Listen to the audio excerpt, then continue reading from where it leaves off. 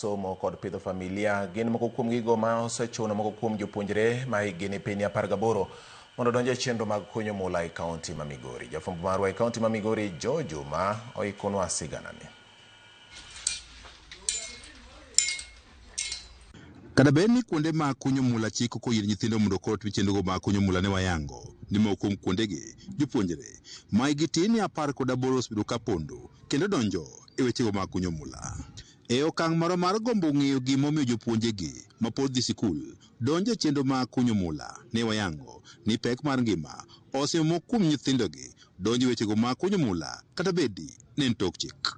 Nitie nyithindo ma be waseyienegi asa ok wathor yienegi ahinya nikech kaluwore gi weche mag sirkal menyo mar bugo ni ok sirkal ok oyie ahinya kaluwore nyithindo ma pod yot.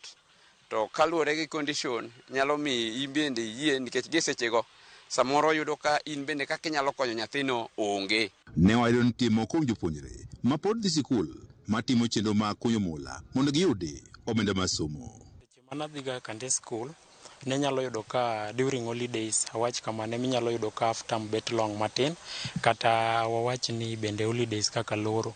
Koro yudo ka ndalogo ne akaw thuolo na makende mondo abi e kuonde mag mula gi to watiye mondo mi yud kaka at least inyalo dhi ye piti yud kaka inya chulo pesa moro matin kanyo eko e part mar school fees. Nitie jopuonje mathoth mawuok e familia manueng'o gi ne piny mosebedo mana ka chulo omenda mar somo kaachiel kod pidho familia ka okalo kuom chenro mag kunyo mula. Mano miyo adonje mula kata ma osebedo komiyo antiere tich mar mula ni en nikech seche moko ngima ok yot ahinya to weche mag skul fadhe ok osebedo ga gi ngima maber en ga diabetic mayot. Koro wabiro kata biro kae mondo wariwre gi joma watiyo godo ka mondo wayud yo mar loso pesa minyalo yudo kikonyori go e skul, gik moko kaka nyiewo buk, chulo school fees matin kamano.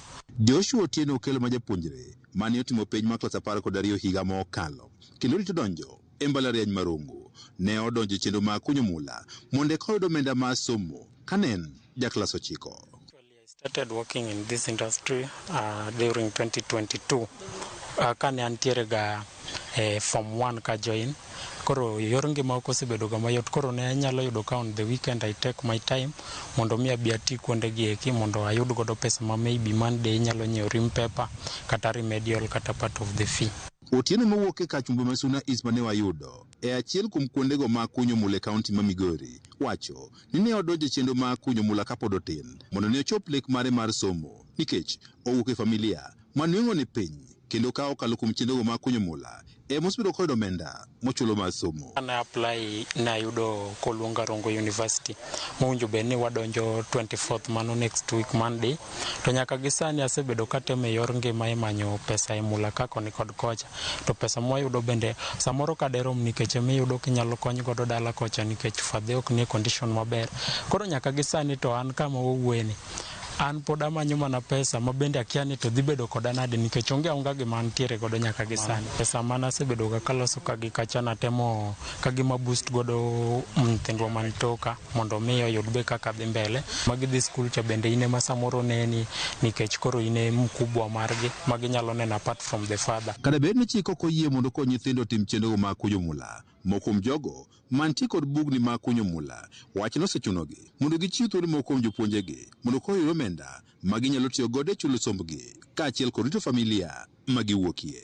Kama chunyo yaore mondo mi lekne ochop kare kaka ne ogombo mondo misumbe odhi mbele. Enyewe ni mtoto mwenye akuna hamu ya kuendelea na masomo yake, lakini inaonekana masomo yake itaenda kuanguka sauli ya feta.